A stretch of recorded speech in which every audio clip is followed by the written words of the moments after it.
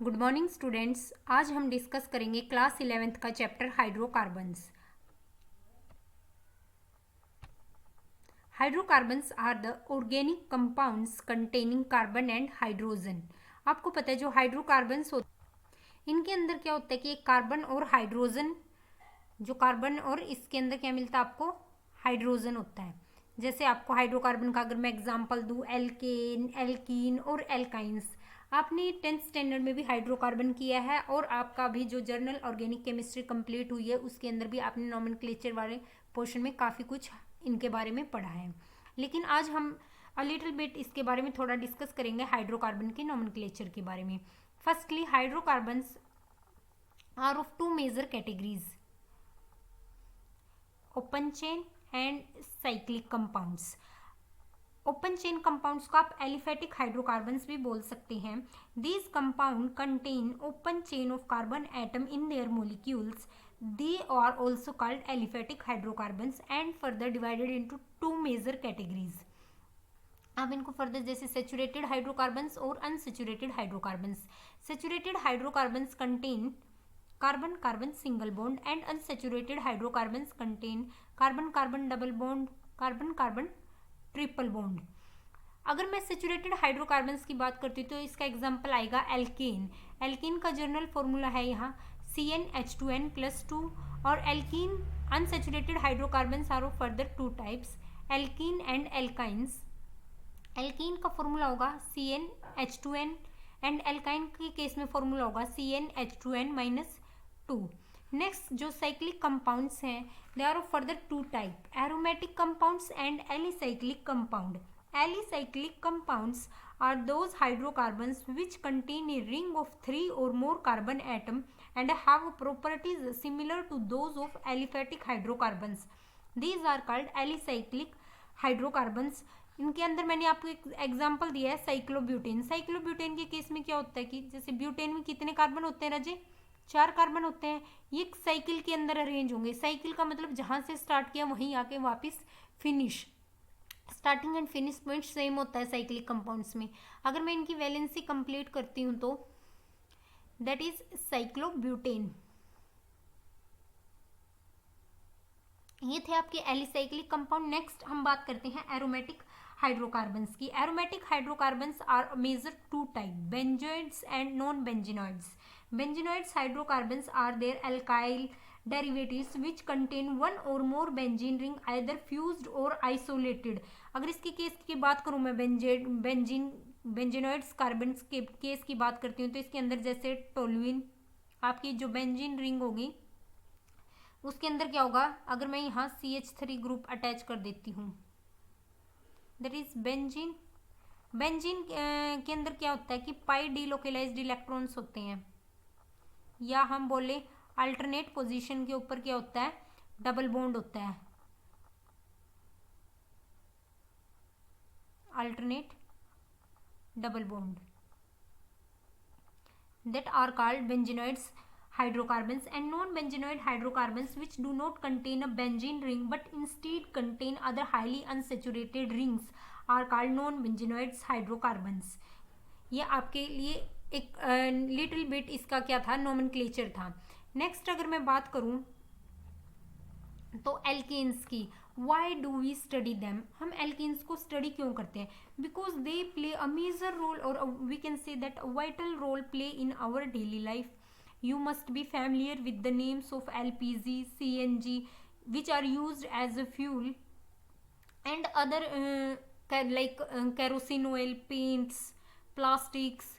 These are variety of uses, these article a variety of uses in our daily lives which contain hydrocarbons, mainly alkanes। अगर मैं alkanes की बात करूँ तो जैसे कि मैंने आपको यहाँ शो किया है, alkanes are a saturated open chain hydrocarbons, saturated because they contain carbon carbon single bond and जैसे methane, ethane, propane. Hydrocarbons are inert under normal condition. ये इनर्ट होते हैं नॉर्मल कंडीशन के अंदर, मीन्स कि ये इजीली रिएक्ट नहीं करते किसके साथ, acid, base and other reagents. इनको आप पैरा एफिन्स बोलते हैं। Paraffins means a little affinity.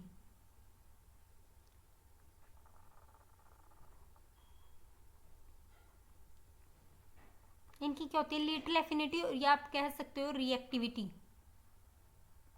इनकी रिएक्टिविटी बहुत कम होती है। They are less reactive in nature, like they are less reactive with acids, base. These are called alkenes, or we can say also that paraffins.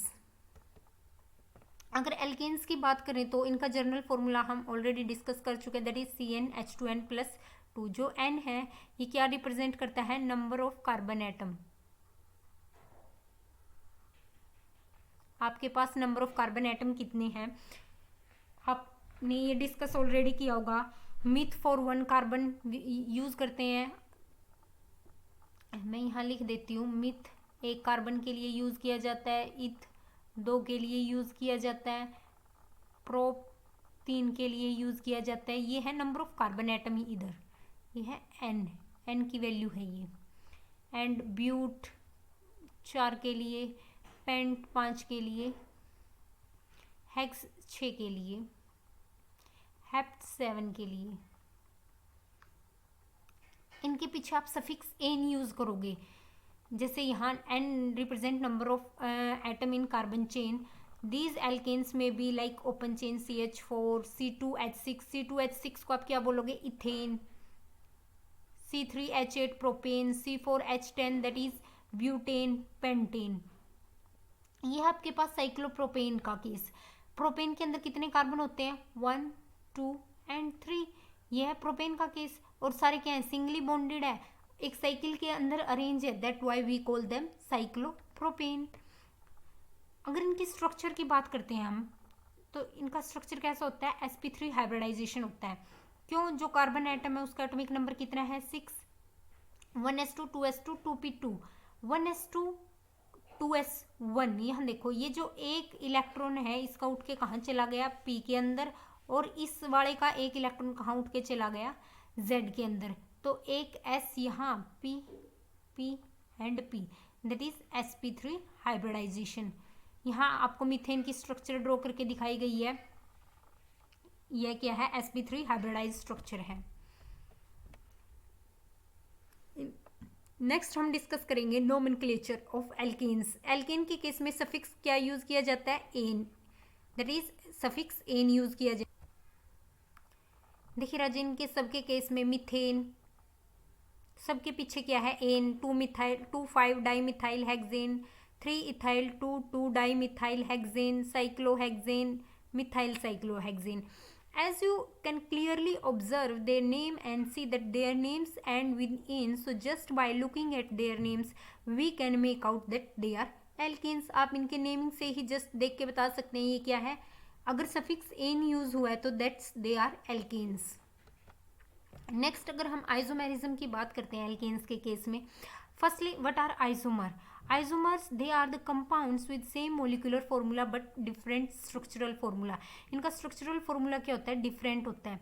Alkanes के case में structural isomer mainly show किया जाता है, और उसके अंदर भी chain isomer. Structural isomer आपके फर्दर मैनी कैटेगरीज के होते हैं, like chain isomer, position isomer, metamer, tautomer, functional group and many more. मैंने आइसोमेरिज्म की वीडियो भी चैनल के ऊपर अपलोड की है, 10th क्लास में था आपका ये। जो चेन आइसोमर होते हैं इनके अंदर क्या होता है राजा, कि इनका मोलिकुलर फॉर्मूला तो सेम होता है, बट जो इनकी स्केलेटल अरेंजमेंट होती है चेन के अंदर वो क्या होती है, डिफर करती है। लेकिन मैं आपको बता दूं, जो मीथेन है, इथेन है और प्रोपेन है, इनके केस में आइसोमर नहीं बनते, क्योंकि आइसोमर के लिए आपको डिफरेंट स्ट्रक्चर चाहिए। लाइक देखो जैसे नेक्स्ट आपको ब्यूटेन का दिखाया गया है यहाँ। ब्यूटेन के केस में क्या, कितने नंबर ऑफ कार्बन होते हैं, 4 नंबर ऑफ कार्बन होते हैं। यहाँ कितने कार्बन है, 4। हाइड्रोजन कितने हैं, 10। ये है एन ब्यूटेन, एन रिप्रेजेंट करता है स्ट्रेट चेन को, ठीक है। यहाँ देखो कितने नंबर ऑफ कार्बन है, 4, देयर इज 1 2 3 एंड 4। हाइड्रोजन कितने हैं यहाँ, 10, लेकिन ये यहाँ नहीं आएगा, ये यहाँ आएगा, CH3। अगर आपका सेकंड पोजीशन के ऊपर मिथाइल लगा है तो आप उसको बोलोगे आइसोब्यूटेन। सारे सिंगली अरेंज है, 4 कार्बन के लिए वर्ड यूज किया ब्यूट, सिंगली अरेंज है तो एन, दैट इज ब्यूटेन। ये थे ब्यूटेन के 2 आइसोमर। नेक्स्ट आपको पेंटेन के शो किए गए हैं। पेंटेन में देखो यहाँ एन पेंटेन स्ट्रेट चेन के अंदर है और ये क्या होगा आइसोपेंटेन आपका। नियोपेंटेन सेकेंड पोजीशन के ऊपर 2 methyl group that is neopentane. यहाँ आपको डिफरेंट डिफरेंट स्ट्रक्चर्स की अरेंजमेंट शो की गई है। नेक्स्ट हम बात करते हैं एल्केन्स को कैसे क्लासिफाई किया गया है आगे। जैसे आप primary alkanes, secondary alkanes and tertiary, एक होता है आपका क्वाटनरी एल्केन्स जिसको आप 4 डिग्री एल्केन्स भी बोलते हैं। ये हो गया 1 degree, 2 degree, 3 degree and 4 degree. आप इनको डिग्री या फिर ऐसे प्राइमरी, सेकेंडरी, टर्शरी किस बेस के ऊपर बोलते हैं। जैसे कि प्राइमरी एल्केन्स के केस में अगर आपका कार्बन फर्दर एक कार्बन से अटैच है तो आप उसको बोलोगे दैट इज 1 डिग्री। ठीक है, अगर आपका कार्बन आगे 2 कार्बन से अटैच है तो उसको बोलोगे सेकेंडरी। नेक्स्ट अगर आपका कार्बन 3 कार्बन से अटैच है तो आप उसको बोलोगे टर्शरी एल्केन्स। और क्वाटनरी अगर आपका कार्बन 4 कार्बन से अटैच है तो आप उसको बोलोगे क्वाटनरी एल्केन्स। ये था आपके एल्केन्स का क्लासिफिकेशन। एक क्वेश्चन देते हैं आपको यहाँ आज,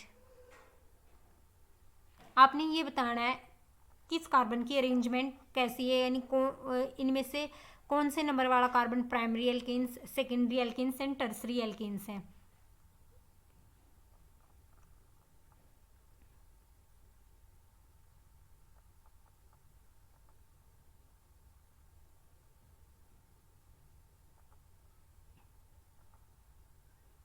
इसको अरेंज करके देखना और इसमें आपने ये बताना है कि कौन से नंबर वाला कार्बन आपका कैसे अटैच है, which is primary alkanes, secondary, tertiary and quaternary. आज के लिए इतना ही। नेक्स्ट हम इसकी प्रेपरेशंस की बात करेंगे एल्केन्स की। आपने जो यहाँ तक इनका एक बार नोमेनक्लेचर्स आज डिस्कस हो चुका है। एल्केन्स को कैसे क्लासीफाई करोगे, आइसोमेरिज्म एल्केन्स के केस में, और इंट्रोडक्शंस, जर्नल इंट्रोडक्शन आपके एल्केन्स का कंप्लीट हो चुका है। नोमेनक्लेचर एक बार आप देख लीजिएगा, रिवाइज कर लीजिएगा। खैर आपने वैसे जर्नल ऑर्गेनिक केमिस्ट्री में कंप्लीट ऑलरेडी किया है। आज के लिए इतना ही। Thank you and have a nice day.